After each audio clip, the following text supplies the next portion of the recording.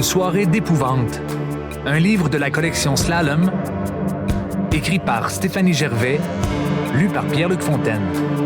Publié par Boomerang, éditeur jeunesse.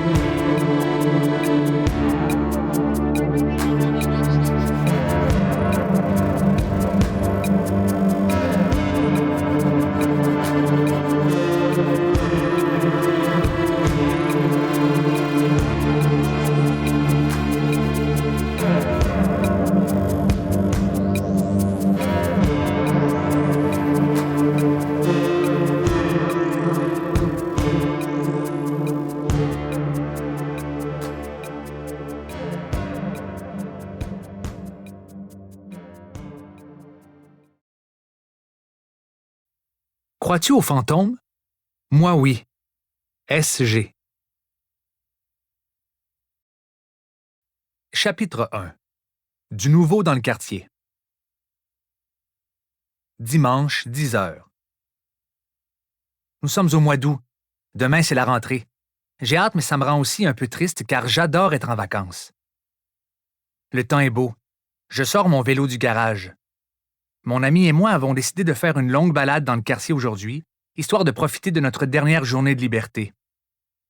Mais Mia est en retard. Elle devait me rejoindre à la maison à 9h30. Mon amie aime paresser le matin. Elle a probablement fait la grasse matinée, encore une fois. Si elle n'est pas arrivée dans quelques minutes, je me rendrai directement chez elle pour la tirer du lit, et ce, de la manière la plus bruyante possible, c'est-à-dire en chantant à tue-tête ma chanson préférée. Ça lui apprendra à me faire poireauter. Vroom. Je lève les yeux. Un gros camion de déménagement passe en vitesse devant ma maison. Je suis curieux. Je laisse tomber mon vélo sur la pelouse pour me diriger vers le trottoir. Le camion roule droit vers le cul-de-sac qui se trouve au bout de la rue. J'imagine que le chauffeur s'est trompé de chemin car la seule habitation à vendre à cet endroit est un immense manoir qui, selon la rumeur, est hanté. Je reste immobile un instant. Je suis persuadé que le camion va réapparaître d'une minute à l'autre, après avoir fait le tour du rond-point. Mais le temps file et le gros véhicule ne repasse pas. Mon cœur se met à palpiter. Le célèbre manoir hanté de mon quartier aurait-il été vendu? Cet endroit m'a toujours donné la chair de poule. Qui pourrait bien vouloir habiter là? Il y a environ 2 ans, l'ancien propriétaire a mis sa propriété en vente et on ne l'a plus jamais revu. Personne n'a su pourquoi il était parti. Depuis, certains jeunes du quartier vont souvent traîner autour de la résidence. Il paraît qu'un jour, ils ont vu une ombre se déplacer derrière une fenêtre. Et Madame Frison, la vieille dame qui habite juste à côté, m'a déjà raconté que parfois, tard le soir, elle entend des bruits étranges en provenance du manoir. Perso, je ne crois pas un mot de toutes ces histoires. Selon moi, les fantômes n'existent pas. Je suis plus du genre rationnel et je crois aux lois de la science. Je sens une brise me chatouiller la nuque. C'est étrange, il n'y a pourtant pas de vent. Un frisson me parcourt le corps. J'ai l'impression qu'on me surveille. Soudain, 2 mains agrippent mes épaules par derrière. Je sursaute. Des rires fusent aussitôt. Je me retourne, dans tous mes états. « Mia, mais qu'est-ce que tu fais là? »« Salut Mathis. Je t'ai bien eu, hein? Avoue que je t'ai fait peur, » me lance fièrement mon ami. Mia adore me jouer des tours. Je suis fâché car je me fais avoir chaque fois. Vexé, je lui réponds du tac au tac. « Ce n'est pas drôle. Ne me refais plus jamais ça. » Et puis tu parles d'1 heure pour arriver. On s'était dit 9h30, non? Tu es encore en retard. Mia redresse son sac à dos. Ses longs cheveux châtains sont noués en queue de cheval et ses petites lunettes rondes lui donnent un air d'Harry Potter, en version féminine. « Oui, je sais, je suis désolée. Ma mère m'a obligée à faire le ménage de ma chambre avant de venir te rejoindre. Et je dois te l'avouer, c'était la pagaille totale. Ça m'a pris un peu plus de temps que prévu. Mais je suis là maintenant. Au fait, tu avais l'air très concentré tout à l'heure. Qu'est-ce que tu regardais comme ça? » Je me dirige vers mon vélo, mon ami sur les talons. Je lui annonce tout en coiffant mon casque. « Tu ne devineras jamais ce qui se passe. » Mia remonte ses lunettes sur son nez. « Une météorite vient de tomber sur la maison de M. Frappier. Des extraterrestres sont débarqués dans le jardin de Mme Karine. Un volcan est en éruption dans la cour arrière de la famille Perron. Je lève les yeux au ciel. Mon ami a toujours eu beaucoup d'imagination. Mia, tu regardes trop de films de science-fiction. Non, sérieusement, je crois que je vais avoir de nouveaux voisins. Ah oui? Comment tu sais ça? Un gros camion de déménagement vient tout juste de passer devant la maison. Il se dirigeait vers le bout de ma rue. Mia sursaute. Le bout de ta rue? La seule maison à vendre, c'est... Je complète sa phrase. Le manoir hanté. Mia est dans tous ses états. Elle se met à faire les 100 pas et à gesticuler avec énergie. Mais c'est trop cool! Cet endroit est tellement mystérieux. Je n'arrive pas à y croire. Je me demande qui va habiter là. On va peut-être avoir la chance de rencontrer tes nouveaux voisins et de les côtoyer. Et qui sait, on pourra peut-être un jour visiter les lieux. À en croire toutes ces rumeurs qui circulent, il se passe des trucs vraiment trop bizarres dans ce manoir. Je savais que cette nouvelle allait enchanter mon amie. Elle adore tout ce qui sort de l'ordinaire. Je suis curieuse, ajoute-t-elle en se plantant droit devant moi. Et si on y allait maintenant, juste pour voir? Je suis heureux qu'elle me fasse cette proposition, car moi aussi ça m'intrigue, toute cette histoire. OK, on y va. Je relève mon vélo en 2 temps 3 mouvements, et nous voilà en route. On se dirige vers le bout de la rue en pédalant à toute vitesse. Sur notre passage, on croise quelques voitures et le chien de mon ami Victor, qui s'est, de toute évidence, encore sauvé. J'aimerais me lancer à sa poursuite pour le ramener à son maître, mais c'est peine perdue. Il a déjà filé à toute allure dans la direction opposée à la nôtre. Une fois arrivé au cul-de-sac, on s'arrête au milieu du rond-point. Entre 2 petites maisons unifamiliales se trouve une longue entrée asphaltée qui mène directement au manoir, autour duquel s'étend un immense boisé. Une trentaine de mètres nous séparent maintenant de la demeure. Les grands saules pleureurs qui se dressent de chaque côté de ce passage empêchent la lumière d'y pénétrer. Même en plein jour, l'endroit est plongé dans la pénombre. Ce lieu m'a toujours donné la chair de poule.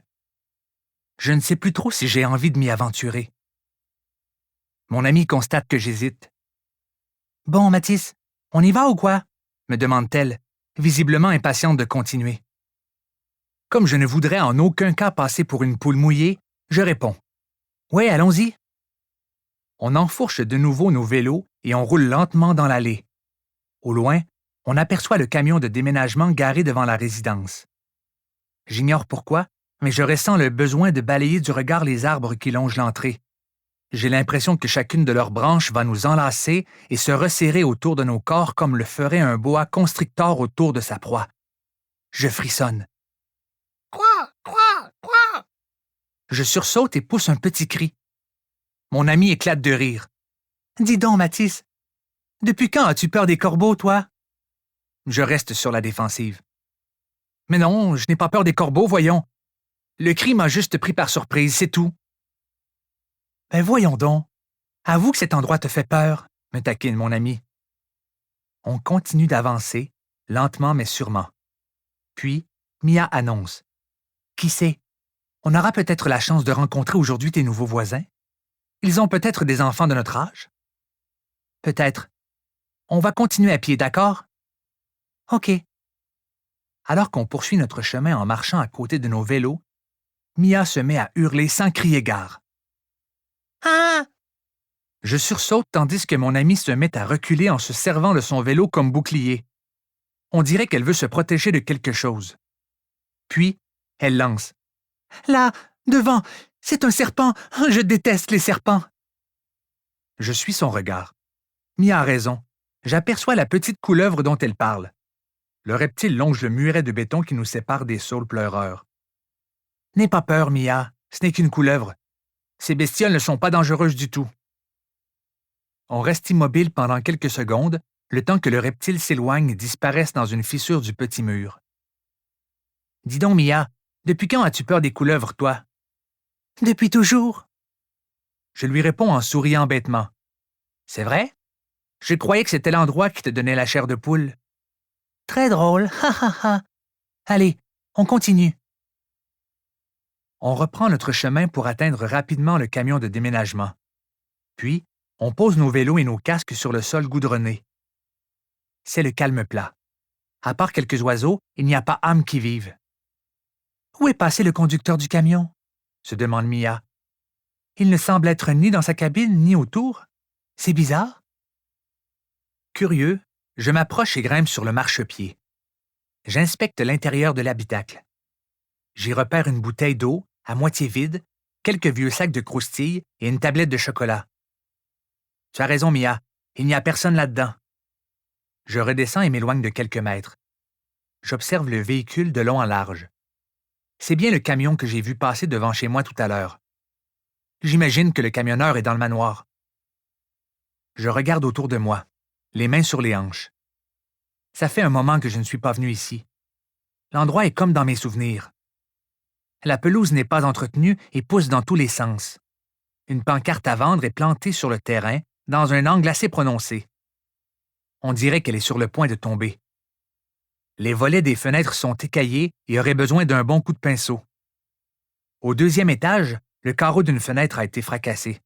On l'a placardé avec une planche de bois. Je n'ai jamais mis les pieds dans cette résidence, mais si je me fie à sa superficie, je dirais qu'elle doit contenir une vingtaine de pièces par étage.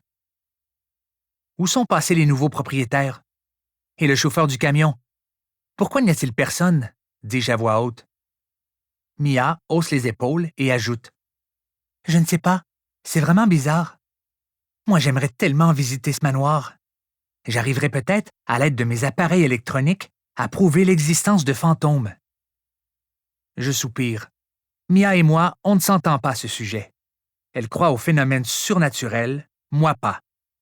Il s'agit de notre sujet de conversation préféré, car on adore débattre de la question. Trop curieuse, mon amie se met à marcher vers la véranda. « Que fais-tu, Mia? Où vas-tu comme ça? » Sans même se retourner, elle me répond. « Je vais jeter un coup d'œil. Je verrai peut-être quelque chose si je m'approche de plus près. » C'est une propriété privée, je te rappelle. Je ne crois pas qu'on a le droit de faire ça. On devrait faire demi-tour et rentrer. Ben voyons donc, me répond Mia. Tu le vois bien, il n'y a personne d'autre que toi et moi ici. Allez, on jette un petit coup d'œil et ensuite on s'en va. Je n'ai pas vraiment le choix. Quand mon amie a une idée en tête, elle n'en démord pas. Bon, OK, mais attends-moi. Je la rejoins. On grimpe les marches de la véranda. De sinistres craquements retentissent à chacun de nos pas. Arrivé sur la galerie, on se retrouve devant la porte d'entrée. Elle est en bois massif. Mon ami tend une main vers la poignée, mais avant qu'elle ne l'atteigne, je lui agrippe le bras pour l'en éloigner. « Mia, ne fais pas ça! Je viens de te le dire, c'est une propriété privée. Alors on va rester discret, tu veux? Si les nouveaux propriétaires sont déjà là, on pourrait les déranger. Ils sont probablement très occupés. » Mia soupire. « OK, » me répond-elle. « On peut aller au moins jeter un coup d'œil à travers cette fenêtre. » Mia se déplace de quelques pas vers la droite. Elle se colle le nez à une fenêtre, les mains de chaque côté du front. Je l'imite. « On ne voit pas grand-chose là-dedans, » dis-je. Mia frotte la vitre avec la paume de sa main pour tenter de la nettoyer. « Je crois qu'il s'agit de la cuisine, » me répond mon ami. « Je vois des chaises et une table. »« Ah oui? Où ça? Je ne vois rien. » Mon ami pointe une direction bien précise. « Juste là. » Je plisse les paupières. « Oui, tu as raison. Pas évident à repérer par contre, c'est un vrai fouillis là-dedans. On dirait que l'endroit a été saccagé. » Tandis qu'on examine l'intérieur de la maison, les marches se remettent à craquer, comme si quelqu'un les gravissait. Au loin, quelques corbeaux croassent. Mon ami et moi, on se fige sur place. L'escalier craque de nouveau. Mia pousse un cri et on se retourne. À notre grand soulagement, il n'y a personne. J'ai l'impression que mon cœur va exploser dans ma poitrine. Je déteste être dans tous mes états comme ça. Je me remets à respirer. J'avoue. Ouf, j'ai eu chaud. J'étais persuadé que quelqu'un montait les marches. Heureusement, on est encore tout seul. Mathis, reprend mon ami. Qui t'a dit qu'on... Nous espérons que vous avez apprécié cet aperçu. Pour continuer à écouter ce livre audio sur Google Play Livres, utilisez le lien dans la description de la vidéo.